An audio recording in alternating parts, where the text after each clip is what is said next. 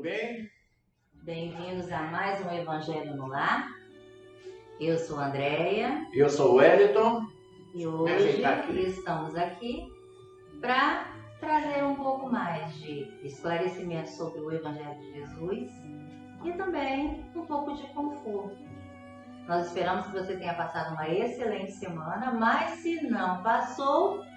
Estamos aqui com o Evangelho para auxiliar, trazer paz, serenidade, tranquilidade a todos nós. Correto? Andréia, você escolheu alguma leitura aqui? A gente sempre deixa na ordem, né? Ah, então tá. Acho que Tá aqui. Porque tem dois marcadores, né? Então eu me confundi. Então, antes de começar, se você ainda nunca participou de nenhum evangelho conosco, nós estamos aqui todas as segundas, às 19 horas, no canal aqui do Cefa. Para realizar o evangelho você não precisa de muita coisa. Água para fluidificar e depois de você tomar. O evangelho, segundo o Espiritismo. Mas se você não tem o evangelho, você pode utilizar o Novo Testamento, né? Uma Bíblia. Uma obra que tenha conteúdo religioso, não tem problema. Desde que tenha um conteúdo religioso, tudo bem. Né? E todas as demais informações sobre o evangelho, você pode encontrar nos nossos outros editoriais que já estão lá no canal.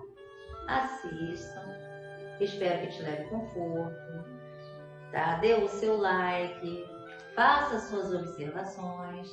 E se você também não gostou de alguma coisa, é importante você informar, porque você nos dando esse feedback, nós vamos sempre poder alterar, modificar, melhorar o nosso programa.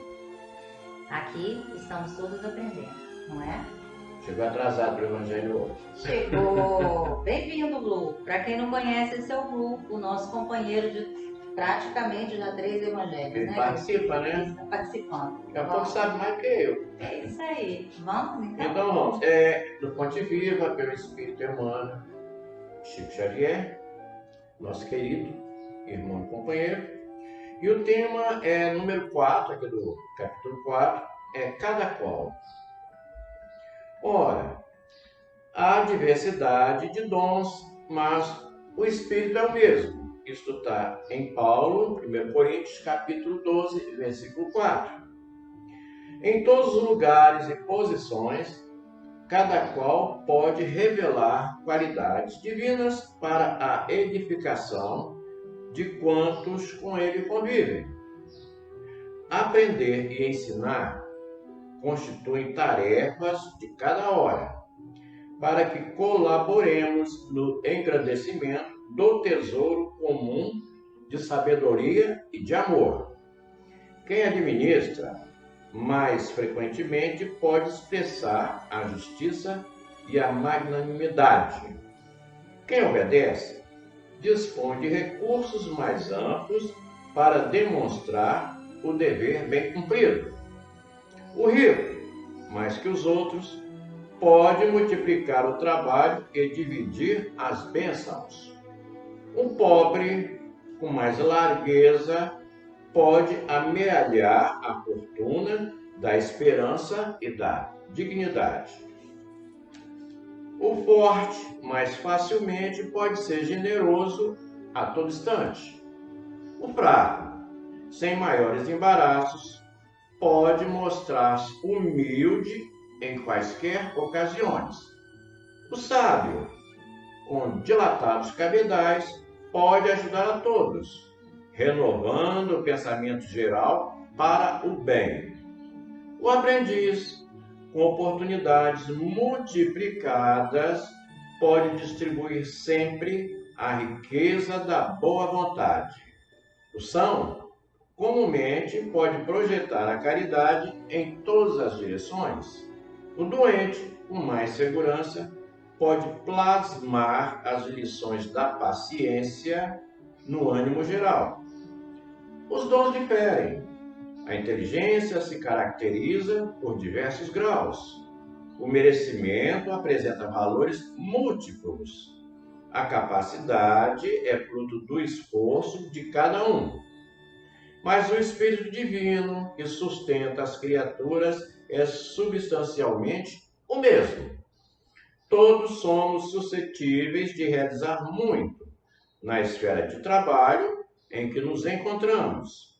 Repara a posição em que te situas e atende aos imperativos do infinito bem. Coloca a vontade divina acima de teus desejos, e a vontade divina te aproveitará.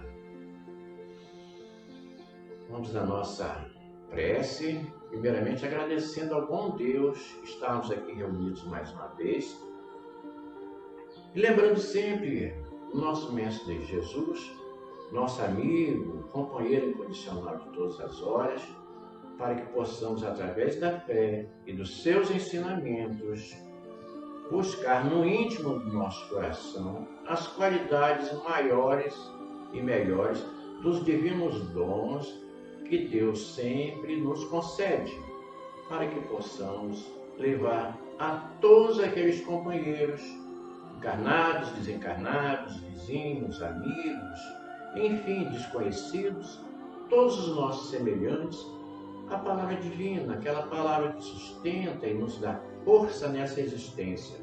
Que Jesus nos ilumine hoje e sempre. Graças a Deus. Então vamos para o nosso Evangelho. Eu acabei desmarcando aqui, depois você acha. Tá. Mas deve ser a quarta lição. Tudo bem. Bom, nós vamos dar continuidade, né, ao capítulo primeiro. Primeiro eu vou botar esse mocinho aqui, porque eles hoje estão muito inquietos. Acho que é porque eu troquei de lado, né? Pode ser. Quer mudar? Não. Se quer mudar, você vem pra cá. Fica aí, bonzinho, tá, querido? Bom? Cuidado.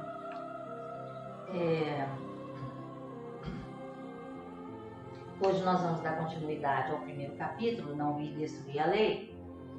E o tema de hoje é Aliança da Ciência e da Religião. Vou tomar também um pouquinho de água. Eu pego para você.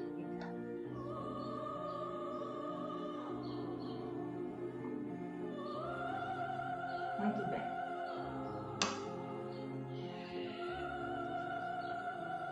Aliança da Ciência e da Religião, item 8 do Evangelho segundo o Espiritismo, capítulo 1. A ciência e a religião são duas alavancas da inteligência humana. Uma revela as leis do mundo material e a outra as do mundo moral. Tendo, no entanto, essas leis o mesmo princípio, que é Deus, não podem contradizer-se. Se fossem a negação uma da outra, uma necessariamente estaria em erro e a outra com a verdade, porquanto Deus não pode pretender a destruição de sua própria obra. A incompatibilidade que se julgou existir entre essas duas ordens de ideias provém apenas de uma observação defeituosa e de excesso de exclusivismo de um lado ou do outro. Daí, um conflito que deu origem à incredulidade e à intolerância. São chegados os tempos em que os ensinamentos do Cristo têm de ser completados, em que o véu intencionalmente lançado sobre algumas partes desse ensino tem de ser levantado, em que a ciência, deixando de ser exclusivamente materialista, tem de levar em conta o elemento espiritual, e em que a religião, deixando de ignorar as leis orgânicas e imutáveis da matéria, como duas forças que são, apoiando-se uma na outra e marchando combinadas, se prestarão mútuo concurso. Então, não mais desmentida pela ciência, a religião adquirirá inabalável poder, porque estará de acordo com a razão, já se lhe não podendo mais opor à irresistível lógica dos fatos. A ciência e a religião não puderam até hoje entender-se, porque, encarando cada uma as coisas do seu ponto de vista exclusivo, reciprocamente se repeliam. Faltava com que encher o vazio que as separava um traço de união que as aproximasse. Em traço de união está no conhecimento das leis que regem o universo espiritual e suas relações com o mundo corpóreo, leis tão imutáveis quanto as que regem o movimento dos astros e a existência dos seres. Uma vez comprovadas pela experiência, essas relações, nova luz se fez. A fé dirigiu-se à razão. Esta nada encontrou de ilógico na fé. Vencido foi o materialismo. Mas nisso, como em tudo, há pessoas que ficam atrás, até serem arrastadas pelo movimento geral que as esmaga, se tentam resistir em vez de o acompanhar. É toda uma revolução que neste momento se opera e trabalha os espíritos. Após uma elaboração que durou mais de 18 séculos, chega ela à sua plena realização e vai marcar uma nova era na vida da humanidade. Fáceis são de prever as consequências. Acarretará para as relações sociais inevitáveis modificações às quais ninguém terá força para se opor, porque elas estão nos desígnios de Deus e derivam da lei do progresso, que é a lei de Deus. Hoje quem vai iniciar a explanação é o nosso querido Hélio. Fica à vontade. Olha, é um tema fascinante, né? Esse da aliança da ciência e da religião. Fascinante porque a gente vê aqui, verifica, já começa dizendo que a ciência e a religião são duas alavancas da inteligência humana. Uma revela as leis do mundo material e a outra do mundo moral. Então, nós começamos a verificar que todas as duas, tanto a ciência quanto a religião, provém de Deus. Então já começa a raciocinar. Deus não faz nada errado. Aí, no primeiro parágrafo, ele vai explicando que houve essa incompatibilidade entre a ciência e a religião.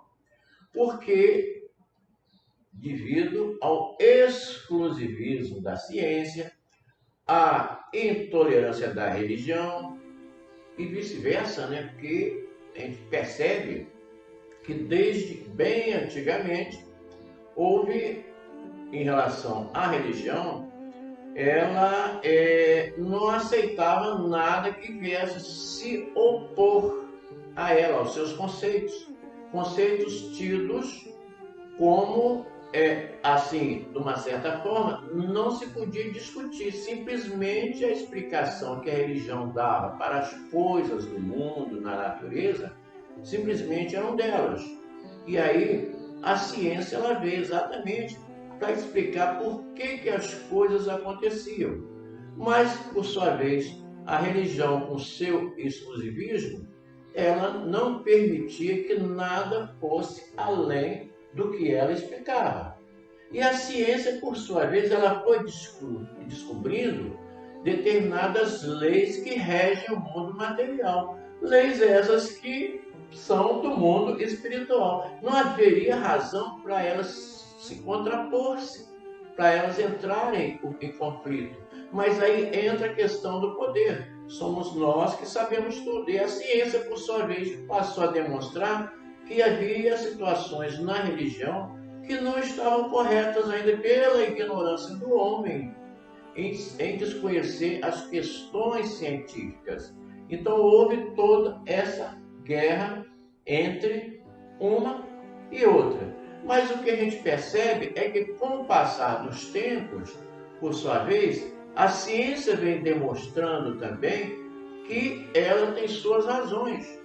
E as suas razões, elas se demonstram e vão mostrando ao homem que ela não se contrapõe à religião. Nós vemos aí, né, André, quantas coisas que a ciência já está percebendo em relação às vibrações, a prece, o passe e tantas outras coisas, e já está chegando e percebendo que existe a lei da reencarnação, que são coisas que com o tempo vão chegando para nós. E aqueles que se opõem, aqueles que permanecem, vamos dizer assim, intolerantes, eles serão arrastados, serão esmagados, digamos assim, pela força das coisas. Eles vão ter que abrir mão da intolerância e vão ter que falar assim, não, realmente existem as leis de Deus e as leis de Deus estão em tudo, correto? Por isso que o Espiritismo é a fé raciocinada. Então o Espiritismo não tem nada contra a ciência, porque sabe que o Espiritismo ele marcha junto com a ciência. Se a ciência descobre algo que o Espiritismo não descobriu ainda, o Espiritismo não vai se contrapor à ciência, vai marchar de braços dados com a ciência, porque ambas é que vão acarretar o bem social, porque nessa compreensão elas vão marchar juntas e vão facilitar o bem social, quer dizer, o bem nosso. Porque nessa compreensão não haverá razão de existir essa guerra de uma para a outra, que ambas vão se ajudar. Haverá uma compreensão maior da religião e da ciência, dos bens que ela produz e o conforto que nos traz, e elas vão se unir para o bem geral. Ainda não existe isso, porque existem várias razões no nosso planeta que é de provas e expiações, e o processo é gradativo, o conhecimento é gradativo, mas vai chegar um momento que ambas vão falar, nós precisamos andar juntos para o bem geral. Nós vamos chegar nesse ponto. E tem mais coisa que pode ser falada aí, mas eu vou dar um pouquinho de vez à Andréia, né? Então, tem um trechinho aqui que ele é pequenininho, mas é muito significativo. O trecho que diz o seguinte: se fossem a negação uma de outra, uma necessariamente estaria em erro e outra com a verdade, porquanto Deus não pode pretender a destruição da sua própria obra. Vamos refletir. Quando estudamos a doutrina espírita, lá na questão 621 do Livro dos Espíritos, tem o seguinte questionamento: onde estão as leis de Deus? Estão inscritas na nossa consciência. Muito bem. E o que são as leis de Deus? São todas as leis naturais, não é? São as leis físicas, as leis da biologia, as leis da ciência do modo geral, e também estão o quê? As suas leis morais. Bom, uma vez que ciência e religião entrem em conflito, e esse conflito se dá porque uma acredita que tem a razão sobre a outra, o que aconteceria aí? Haveria a negação de uma em relação à outra e, com isso, a destruição da obra de Deus. Obra de Deus, exatamente. Não é? Se Deus permitisse isso, Ele iria permitir o quê? A própria destruição de suas leis. E não é isso que Ele quer. Então, o que a gente observa que houve e que ainda há, em muitos aspectos, desse antagonismo com a religião e a ciência, é, na verdade, o quê? A questão do exclusivismo e a questão também do desconhecimento envolvido, né, em puros orgulhos, né, e intolerância, que as próprias pessoas desenvolvem porque querem para si ter a razão do todo. E a gente não pode se dar o luxo de se achar o dono da razão, porque nós ainda somos criaturas numa estrada de conhecimento ainda muito mínima. Nós ainda estamos começando a aprender sobre muitas coisas. Bem disse aquele sábio, né, que só sei que nada sei. Que nada sei. Sócrates, né? Exatamente, só sei que nada sei. Por quê? Porque, embora ele tivesse todo o conhecimento, toda a sabedoria que os seus discípulos achavam que ele teria, ele tinha essa condição de humildade de dizer assim, que embora ele soubesse um pouco mais do que os seus discípulos, ele ainda não sabia tudo. E a gente deveria, né, desenvolver em nós essa condição de humildade, porque na estrada do conhecimento nós estamos ainda engatinhando. Né? André, isso me lembra o fato, porque vocês são tem muita gente aí que é mais nova do que eu, né? Então, na época que o homem foi à Lua, acho que eu era criança, né? Não lembro bem não, mas eu fiquei sabendo disso. Mas eu vi pessoas religiosas que falavam assim, isso não é obra de Deus, isso é mentira, isso é igual cinema. Eles montaram lá algo e estão dizendo que o homem foi à Lua. Quer dizer, então ficou muito difícil para essas pessoas, que elas entendiam assim, o homem não pode ser mais inteligente que Deus, e ele está querendo ser mais inteligente que Deus. Que é isso, ele não pode ir à Lua. O homem não foi feito para isso. Então, quer dizer, o desconhecimento da ciência. E aqui diz algo muito importante, que nesse conflito entre a ciência e a religião, criou-se um vazio, um vácuo. Né? Então, enquanto elas continuavam lá, cada uma defendendo seu ponto de vista, ficou esse vazio. Então, precisava de um traço que viesse criar uma ponte entre um e outro. Então foi o conhecimento das leis espirituais, como está dizendo aqui, não é? Isso. Estava até lendo esse parágrafo aqui então, que você estava falando. Está sempre antenado, não tem jeito não, estava né? até lendo esse Mas eu estou falando uma coisa, você já está ligado lá. Né? Que são chegados os tempos em que os ensinamentos do Cristo têm de ser completados e em que o véu intencionalmente lançado sobre algumas partes desse ensino tem de ser levantado. Né? Ele está falando o quê? Ele está falando também do advento do Espiritismo. É isso que eu estou querendo falar. Né? Que veio dar uma contribuição nesse aspecto, em fazer com que a ciência, de certa forma, se unisse à religião. Até porque na codificação, muito do que Kardec comentou e nos trouxe de esclarecimento já naquela época, em 1850 e batatinha. 57. Adoro meu marido, ele é ótimo em datas. Ela sabe. Exato. Então, aí ele já ele nos trouxe informações que hoje a ciência está verificando que de fato são reais, existem, e eles estão observando isso, né, através das suas descobertas, das suas experiências. Fala o que você ia falar, porque eu não, é que dentre as leis de Deus existe essa lei, que é a lei do progresso. Tudo evolui. Muitas vezes as pessoas falam assim, eu gostava naquele tempo, do passado, que era assim e tal. Agora está tudo... É a lei do progresso. A gente não tem como se opor a uma das leis de Deus, né? São várias leis, né? Lei da igualdade, lei do progresso.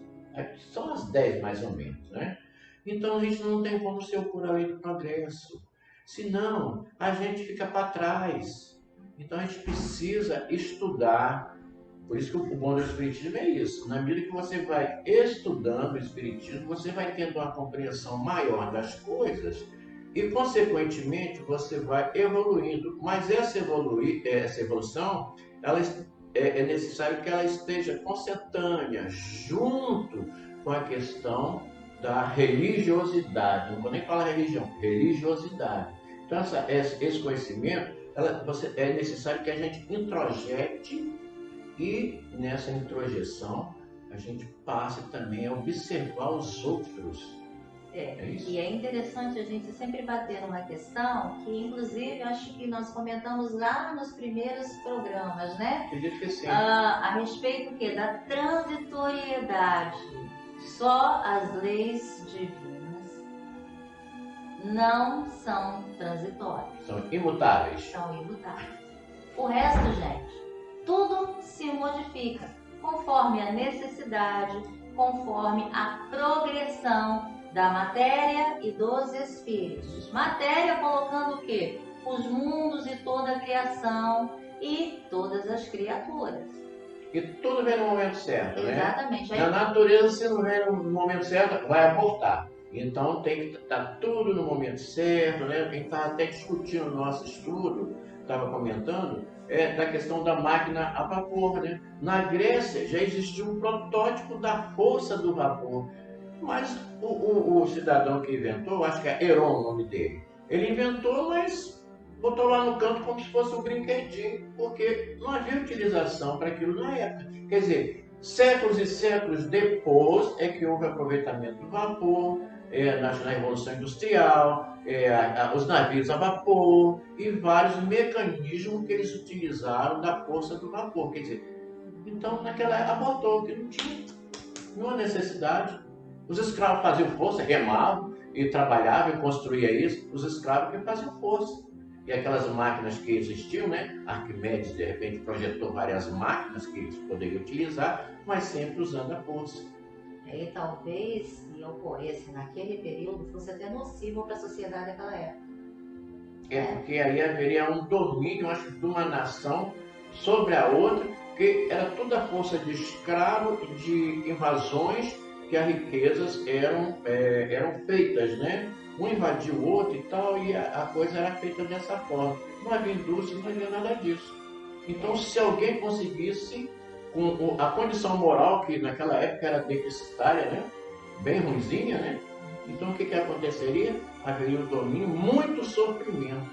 Porque até, você vê, ó, os hebreus ficaram 400 anos no Egito como escravos.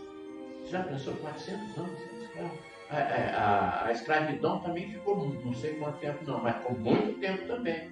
Outra coisa que ele fala, os países. Outra coisa que ele fala interessante, já no finalzinho aqui, fáceis são de prever as consequências. Acarretará para as relações sociais inevitáveis modificações, as quais ninguém terá força para se opor, porque elas estão nos desígnios de Deus e derivam da lei de progresso, que é a lei de Deus. Vejam só que coisa interessante. Ciência e religião são aspectos preponderantes, tá, da lei de progresso. Com o passar do tempo, né, com a evolução dos mundos e dos espíritos, porque eles vão se modificando, quanto à sua condição intelectual e moral, também, tá? Essa modificação se dá através da ciência e da religião, porque é natural que elas também progridam, tanto quanto, né, as criaturas que fazem parte de todo o seu contexto social. Então, vejam só como nós estamos sempre à mercê das leis divinas em todos os aspectos, né? Só para fazer essa observação aqui que ele nos deu essa dica aqui no final. Aliás, né, Kardec, em toda a codificação, ele é muito centrado, ele sempre usou de muito bom senso, né? E quando ele observava que alguma coisa poderia dar margem à dúvida, ele fazia questão de fazer sua observação para fazer com que aquele leitor que estudasse o teu livro, a tua obra, tivesse condições de ter maior esclarecimento através das suas observações, né?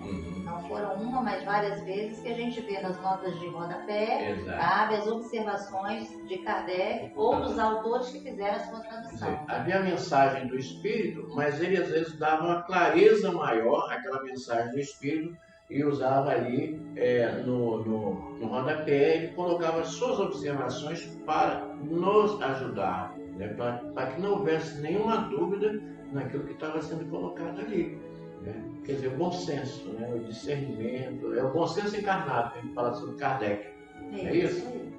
Bom, queridos, ficamos por aqui, né? Já encerramos o nosso evangelho de hoje.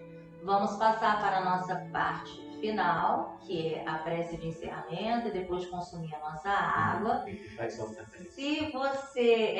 ele está falando aqui para eu fazer a prece alta, sabe? Porque é uma coisa muito interessante, né? A gente fala alto o tempo todo. Aí quando vai fazer a prece, aí nossa voz vai diminuindo, né? E nós temos observado porque que vai se depois a gente concentrando. assiste também o que a gente faz, né? Então, depois que a gente assiste no vídeo lá e tal, então a gente observa que justamente na hora da prece a voz fica baixinha. Sabe o que é, André? Eu deduzo que esse contato com Deus pede silêncio, né? Porque quando a gente está fazendo uma prece assim mentalmente, a gente fica naquele silêncio, que é o silêncio em volta. Eu acho que quando a gente faz a prece, Deus vai me ouvir melhor se eu falar baixo, a gente fica gritando, né? Então, não é verdade, agora tem que falar alto. Então a gente vai fazer o encerramento. Se ainda faltou alguma coisa, se você tem a necessidade de buscar mais conhecimento, pega o livro, estuda, né? E se você quiser fazer alguma pergunta, pode fazer também ali no canal, que no tempo certo a gente vai e responde, ok? Vamos lá. E se a gente não souber responder, todo mundo vai estudar, porque nós estamos aqui para isso. Vamos pesquisar. Exatamente. Nós estamos aqui para isso, para pesquisar, para estudar. Então nós vamos encerrar nosso evangelho, elevando os nossos pensamentos ao Pai, agradecendo a mais uma oportunidade de reflexão e de amparo sob a luz do nosso Mestre querido. Mestre Jesus, obrigada pelo amparo que nos foi concedido no dia de hoje. Certamente ele alcançou a todos os companheiros em seus lares, aqueles que estão nos acompanhando, carentes de amparo, de consolo e de conforto. Que esses corações, solitários ou não, possam receber a gota de esperança do teu cálice de amor, querido Mestre. E que essa gota possa inundar não apenas o seu coração, mas o seu ser, invadindo a tua alma, removendo toda a tristeza e procurando elevar os seus sentimentos através do amor, da paz, da serenidade, enfim, através de sentimentos elevados ao Pai amado. Obrigado, Mestre Jesus, por mais essa oportunidade. Obrigada, querido Deus, por nos auxiliar e levar a tantos lares a gota do teu amor divino.